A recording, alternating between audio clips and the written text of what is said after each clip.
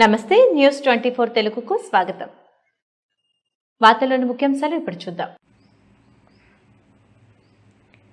అయినవిల్లిలో 1,00,000 కలములతో స్వామివారికి అభిషేకం అంగరంగ వైభవంగా జరిగింది.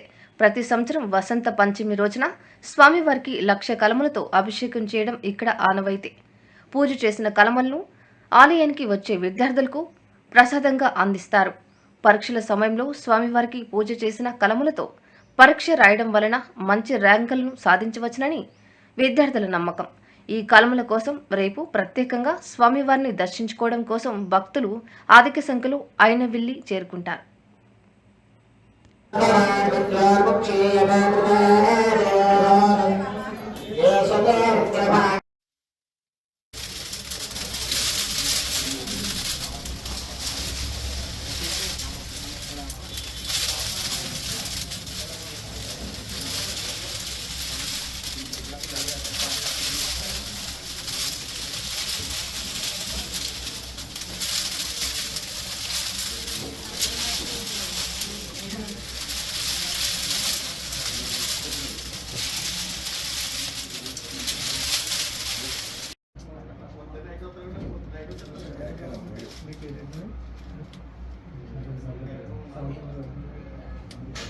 చంద్రరాజు గారు